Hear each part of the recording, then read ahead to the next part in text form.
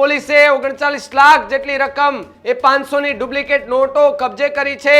તો બે લોકોની ધરપકડ, તો એક અત્યારે ફરાર હોવાની વિગત જે છે તે ત્યાંથી મળી રહી છે। જેનું ઘર હતું તે મુખ્ય આરોપી રાયમલ સિંહ એ फरार होवानी बात जे छे ते अत्यारे सामे आई रही छे।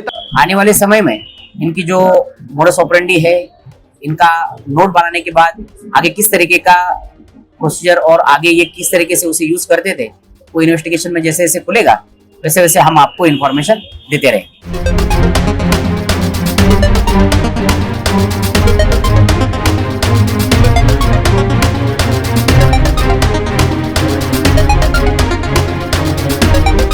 नमस्कार, आप જોઈ રહ્યા છો ન્યૂઝ રૂમ અને આપની સાથે હું છું ભાવિક। સમાચાર ઉત્તર ગુજરાતથી સામે આવી રહ્યા છે કે જ્યાં આજે સવારે એક નકલી ચલણી નોટોનું કારખાનું ઝડપાયું હતું, તેને લઈને પોલીસે તપાસ હાથ ધરી હતી। તે દરમિયાન સૌથી મોટો ખુલાસો થયો છે। સાથે જ પોલીસે અલગ અલગ દિશાઓમાં તપાસ કરી હતી।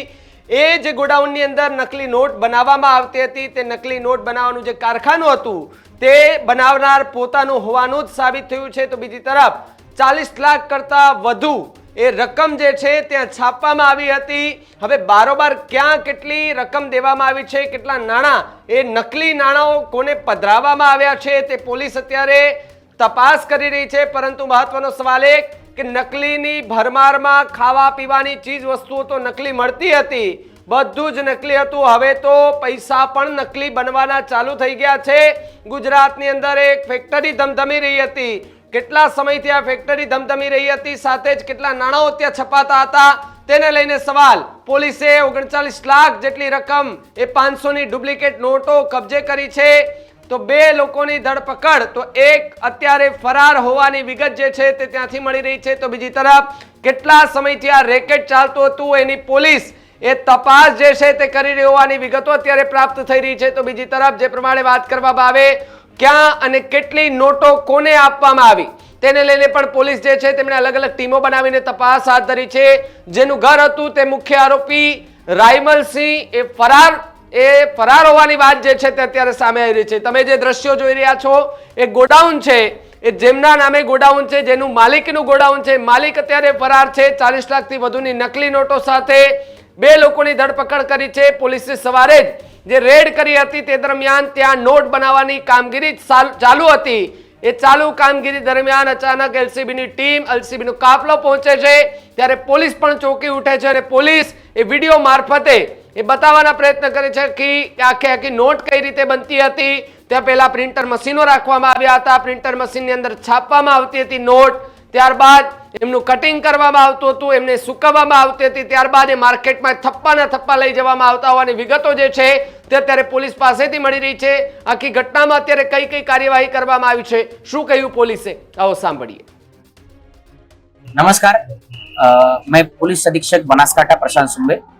बनासकांठा जिला के डीसा रूरल पुलिस स्टेशन के हद में महादेविया गांव के अंदर लोकल क्राइम ब्रांच की टीम ने ह्यूमन इंटेलिजेंस के आधार के ऊपर एक रेड की।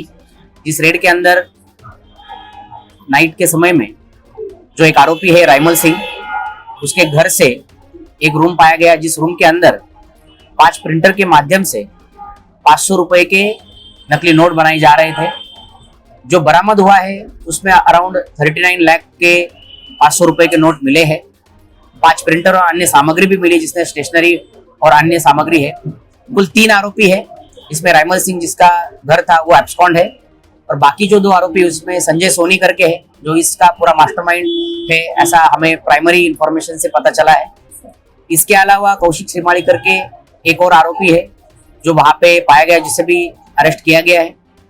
सीजर की पूरी प्रोसीजर हो रही है, और इसके साथ में हम भारतीय न्याय संहिता के 179, 180, 181, 61 और संगठित गुनेगारी के लिए जो 111(3)(4) की कलम है उसके अंतर्गत गुना दाखिल कर रहे हैं।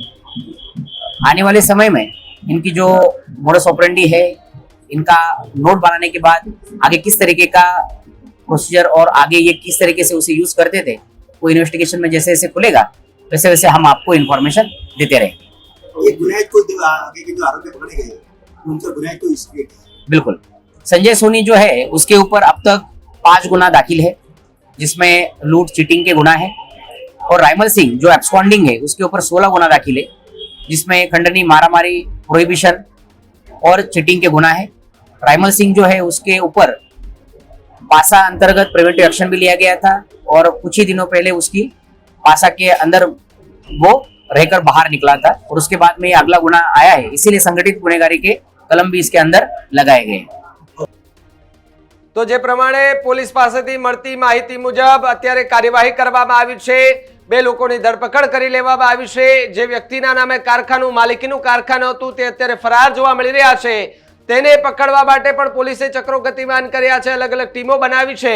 હવે તપાસનો વિષય એ છે કે કેટલા સમયથી આ આખું ગોડાઉન ચાલતું હતું, કેટલી નોટો ત્યાં બનાવવામાં આવી હતી, ક્યાં ક્યાં નોટો પધરાવવામાં આવી હતી, કોને કોને દેવામાં આવી હતી, સાથે જ આખાય આ રેકેટની અંદર કેટલા લોકોની સંડોવણી છે એ પણ સૌથી મોટો અહીંયા સવાલ એ પોલીસ સામે ઊભો થઈ રહ્યો છે। જો કે પોલીસ હવે અલગ અલગ દિશાની અંદર તપાસ કરી રહી છે। આવનારા સમયમાં ખબર પડશે કે આખા રેકેટની પાછળ કોણ નવો ચહેરો છે।